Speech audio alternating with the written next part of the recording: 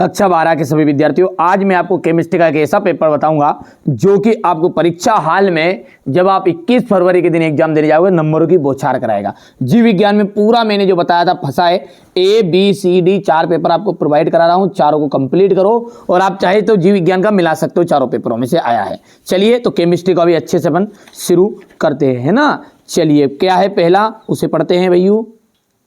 पहला है आपका एक प्रथम कोटि की अभिक्रिया 32 मिनट में 75% पूर्ण हो जाती है, तो 50% पूर्ण होने में वो समय लगाएगी, तो यहाँ पर जाएगा 16 मिनट। मस्टर्ड तेल ऑयल अभिक्रिया मुख्य उत्पाद है, ठीक है, तो इसका जाएगा एल्किल आइसोथायोसाइनेट। ठीक है भैया, भले अलग से पढ़ना पर इसकी तैयारी जरूर करके जाइएगा। निम्न में से कौन अधिक अम्लीय है, तो ये हो जाएगा आपका CF3COOH। ठीक है, हाइड्रोजन इलेक्ट्रोड के मानक विभव का मान कितना है, ठीक है, तो यहाँ पर इसका जो मान है वो होगा 0। ठीक है भैया, आगे बढ़ते हैं। अंतः संक्रमण तत्व है, ठीक है, तो यहाँ पर आपका ये आ जाएगा। और क्लोरोबेंजीन क्लोरल तथा सांद्र H2SO4 के साथ क्रिया करके बनाता है, तो DDT बनाता है। यहाँ से अपन बढ़िया से कंप्लीट करेंगे, ये हो गया इतना। ठीक है भैया, इसके बाद में यहाँ पर है, ये बढ़िया से कंप्लीट करिएगा आप तो। और ट्राई नाइट्रोटोलुइन एक क्या है, विस्फोटक पदार्थ है। क्या है, विस्फोटक पदार्थ है।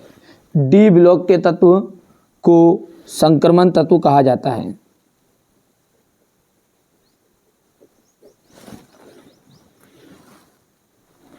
विकृतीकरण के प्रोटीन जो है वो क्या है, प्राथमिक संरचना को प्रभावित नहीं करता, तो यहाँ पर अपन लिख देते प्राथमिक।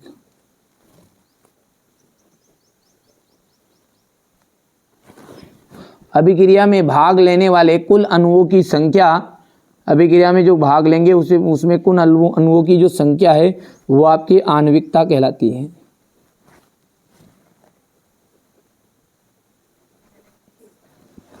EDTA षट दंतुर लिगेंड है।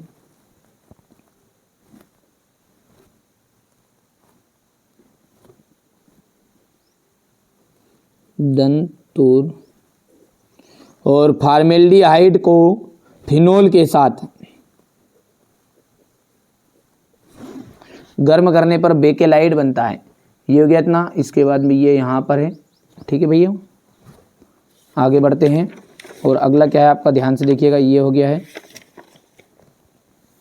सही जोड़ी। स्थायी चुंबक, स्थायी चुंबक का जाएगा ये पहला। TNB का जाएगा विस्फोटक। दूध शर्करा का जाएगा लैक्टोस। बालों का झड़ना का जाएगा बायोटीन।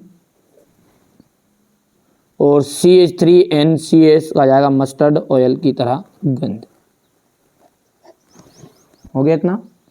चलिए इसके बाद में ये हो जाएगा आपका, यहाँ पर अब अगला बढ़ते हैं। एक वाक्य में उत्तर है, मेथिल आइसोसाइनाइड बनाने की क्रिया का नाम बताइए। कार्बिल एमीन क्रिया।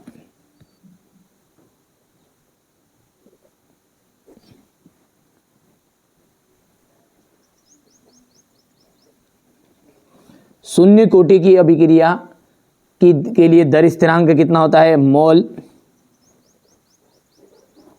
Litre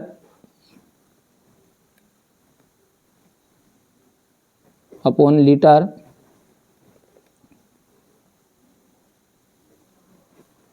into second. ठीक है, और यदि आप इसको इससे भी लिखोगे तो हिंदी में लिखना चाहो तो मोल लीटर इनवर्स कर दोगे, बटा हट जाएगा तो, और -1 आ जाएगा ना, यहाँ पर -1 आ जाएगा, यहाँ पर -1 आ जाएगा।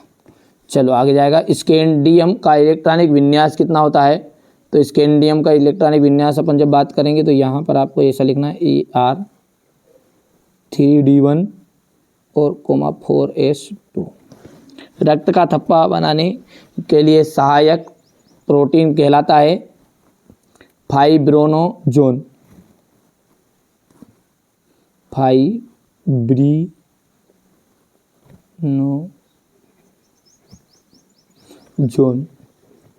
वाष्प दाब में आपेक्षिक अवनमन तथा विलेय का द्रव्यमान में संबंध बताने वाला सूत्र, ठीक है, तो वो आ जाएगा P degree A minus P A upon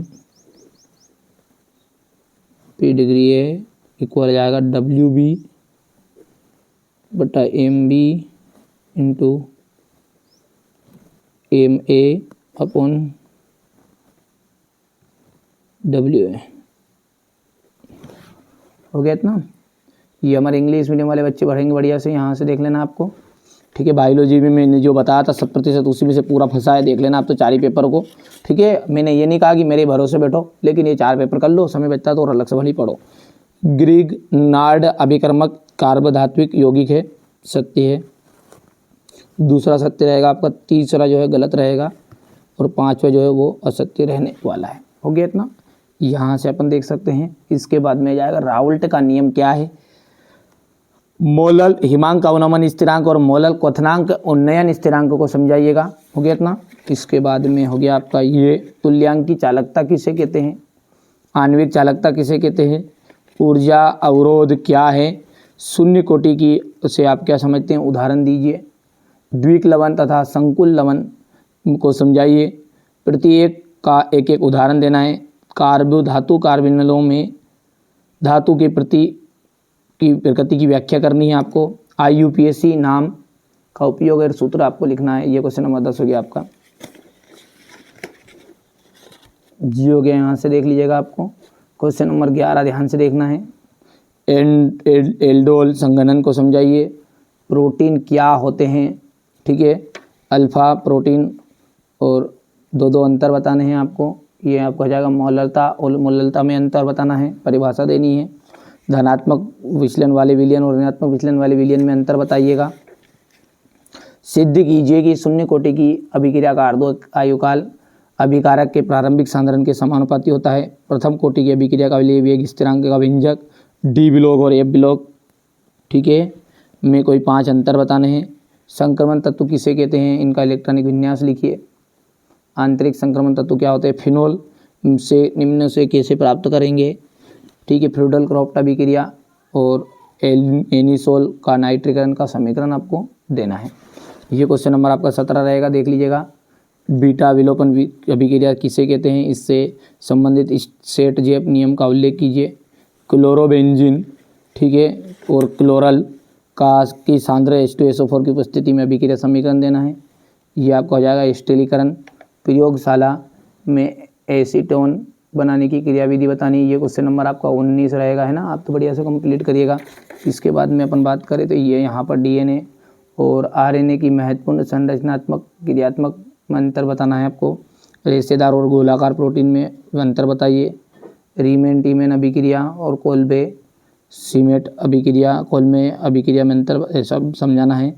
यहाँ से देख सकते हैं क्लोरोबेंजीन को निम्न अभिक्रिया को समझाइए। तो ये आपका यहाँ तक हो जाएगा। तो ये मैंने आपको पेपर है ना बढ़िया से पेपर बता दिया है। ये है आपका सेट बी। इससे पहले अपन ने ना सेट ए देखा है, नहीं देखा तो देख लीजिएगा, है ना।